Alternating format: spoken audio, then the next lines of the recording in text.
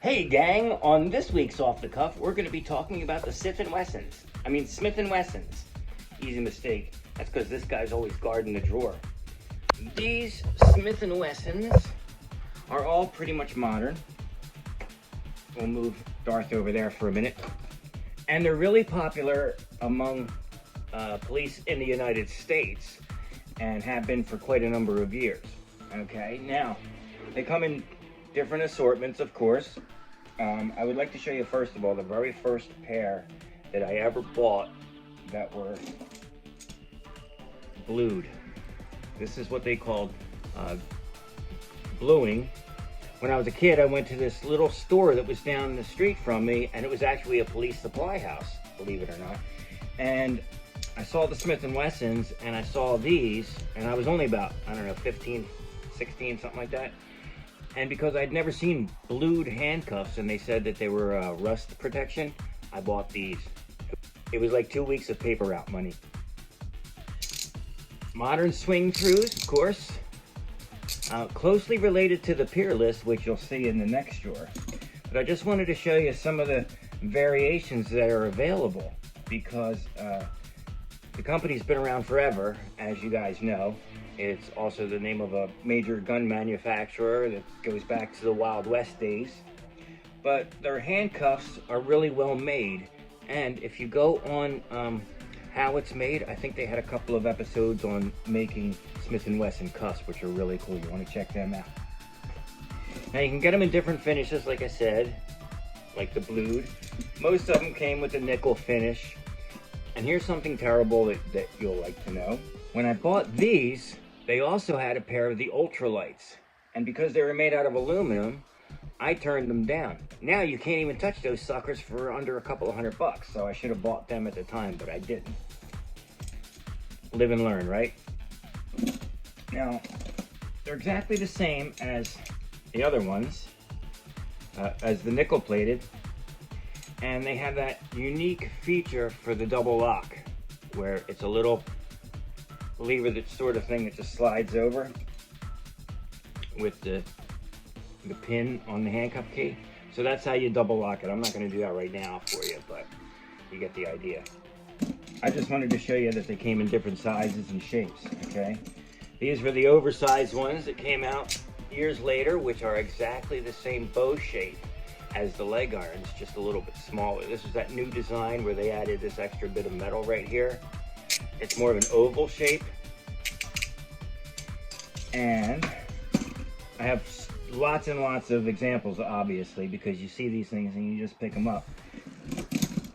They also came hinged, same mechanism, same locking mechanism, all that.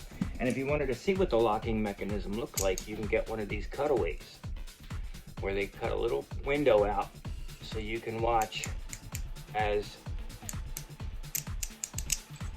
the teeth and the paws, like that. So you can actually see the mechanism working. See?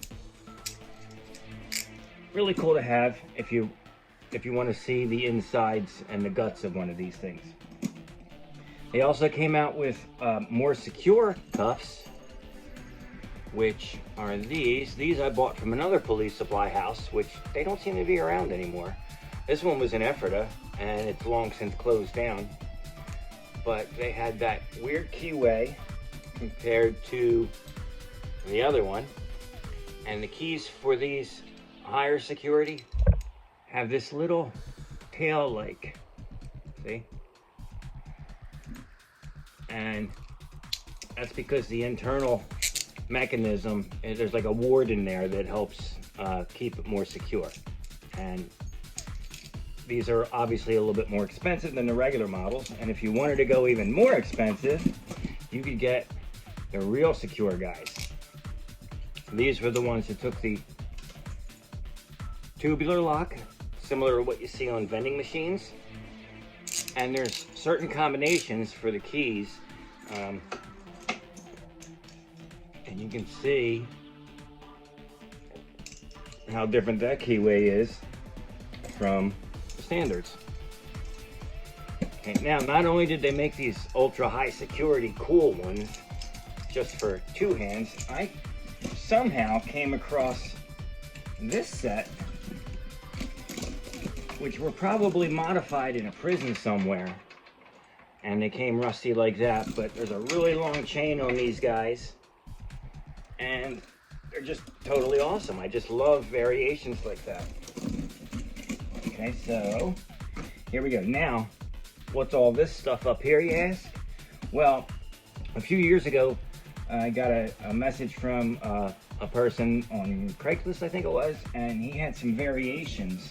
Some of them were broken, but they had these long chains. It was a whole bucket full. Long chain, as you can see. There we go. There was this one with the ring on the end. A whole bucket of this stuff. And the good dude just gave them to me because he just didn't want them anymore. And I got more from him that you'll see later. It's a bunch of soft restraints as well. And there's like bits and pieces like that. It's always good to have in your drawer there.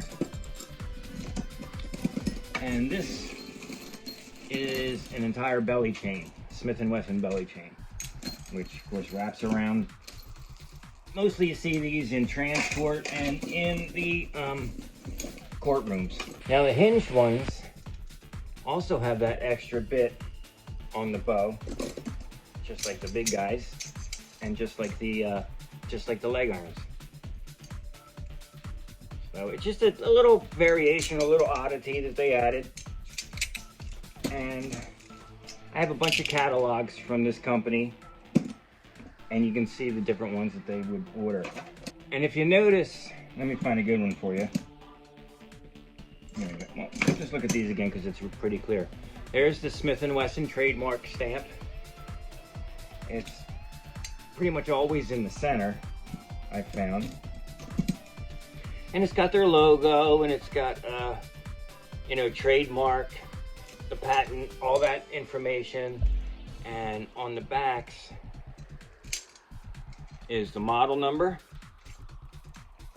That's where they would put that. And where they manufactured them. And you can see on there where it says where they were manufactured, up in Maine. It seems like in America an awful lot of handcuffs were manufactured in the New England area. I think that has a lot to do with the industrialization of the place in the 19th century and 20th century. But I always like when handcuff manufacturers put as much information on the cuffs as possible, because that really helps out. It's got serial numbers, manufacturing. Sometimes you can find the dates. You can also get these things engraved special if you want, for like if you're an officer, like what police force you work with or whatever. So that's it for the Smith & Wesson drawer.